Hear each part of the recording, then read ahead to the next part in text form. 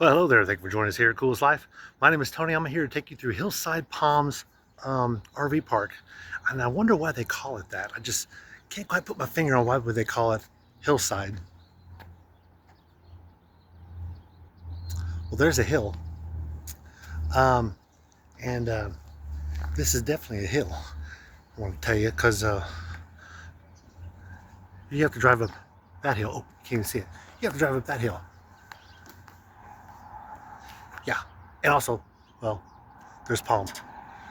But let me show you a little bit more about this park. I've been here, going to be here about 2 days. I only spent one night here so far, but did get a chance to walk around a little bit and kind of understand the check-in process and all that good stuff. So come along with us, because you just entered the Coolest Life RV Park Review Edition.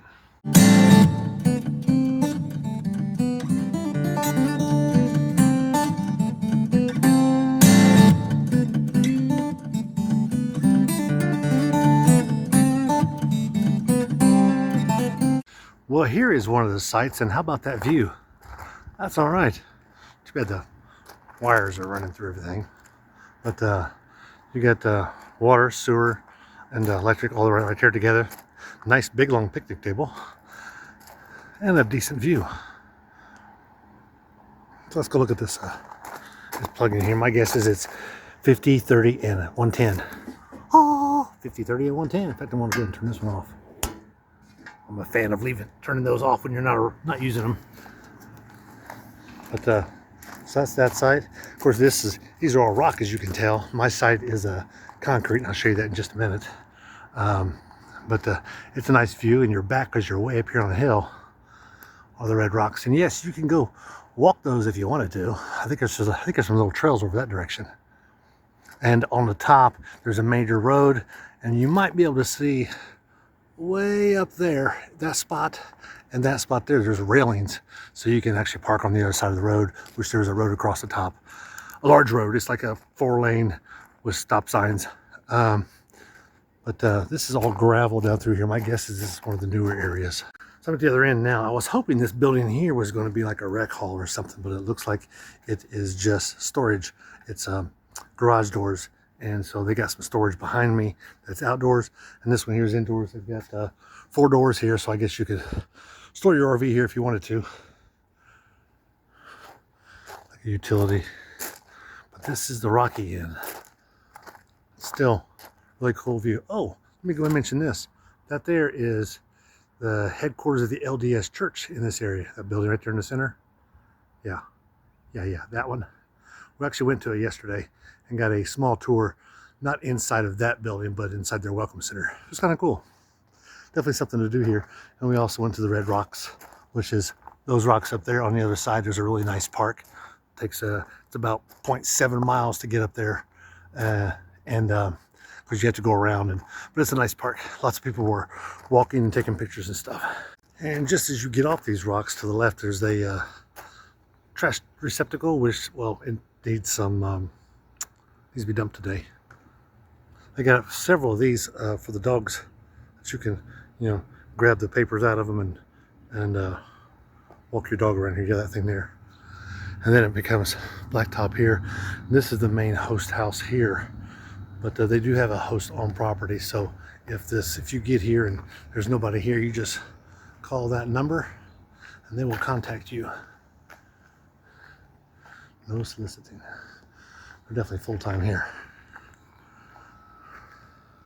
So you notice anything strange about this one? Yeah, it's concrete pad, and the hookups are in the center of the concrete pad. Yeah, it's only one set of, well, I guess there is 2 sets of hookups, except for the sewer. There's only 1 sewer hookup here, but they do have 2 water hookups, so you could put someone with water and electric only on the other side. But boy, would that make it cramped in here. And this has got water. This is all full hookups. And they used to have cable, but they never came and tore it all the way out. And yes, if you notice, that is leaking. I did everything I could. I'm just saying, it's not leaking that much, and I'm only going to be here 2 days, so I'm not going to worry about it. But I thought that maybe most of the spots would look more like this one here. In fact, I wish they would have given us this one. Except, boy, that guy there's in both spots, isn't he? Because that's kind of the way it should be. You're here, and your hookup should be to the back right. That way you open your awning up, and your here to the left. However, there are lots of these that the hookups are in the center. Like here's another one. I guess you could really jam some people in there if they had short rigs. That's for sure. Where you only take up half of it. He only has this half. The other person has that half. Huh, interesting. I do have some more regular spots here, like this one here's set up like it should be. Got your hookups over here. But a lot of these people are here full-timers, you can tell just by all the different things. Like he's probably part-timer. He might be full-timer. That guy there in the little house, he's definitely here full-timer. There's all kinds of stuff around his place. Once you start seeing portable trees and huge giant propane tanks like that one, you think, they're here a little longer than most. More than just a couple weeks. Some of the problems with having spaces like this is, as I was saying, sometimes the problem with parks like this, when you put them in so tight, is everyone's going to park on the street like this. And this guy here is sticking way out. The guy just left from this one here. He was sticking way out. And that's an issue because when you go to leave or you're trying to pull in here, you got to go around all the cars parking on the side of the road. The roads aren't quite wide enough for that. This road here just happens to be, but it's getting close. If a few more people park on both sides, then I'd be in trouble. But yeah, so that's this park. You do need to book way in advance because we're pretty full in here. I mean, there's a couple extra spots, but they've only got about 60 sites. So that just means it's going to be hard to get in and out of. Now, the other thing is it's easy to get on this road because there is a 4-lane road about 2 blocks that way. But that road is, but it is a 4-lane road that is 2 blocks that way. But that road is, it is with stoplights. It's not an interstate, so but it is a highly trafficked road. It's a little quiet right now, which is surprising. But yeah, you definitely want to book in advance.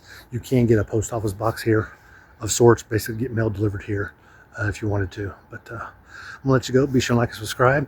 If you're thinking about going in south, we're actually not far out of. We're way down in the southwest corner of Utah, almost into Nevada and, or is it Nevada? Almost in Nevada and Las Vegas. So that's actually our next stop. But come along with Zim. Need to let you go because I'm out here living the coolest life if I can get it spit out.